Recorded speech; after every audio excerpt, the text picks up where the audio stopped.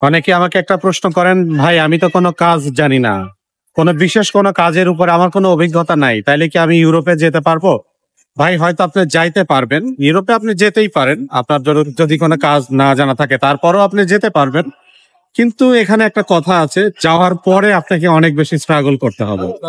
আপনাকে অনেক সাফার করতে হবে। হয়তো যে কোম্পানিতে আপনি যাবেন, সেখানে তারা তো আপনাকে কাজের জন্য নিয়ে যাচ্ছে।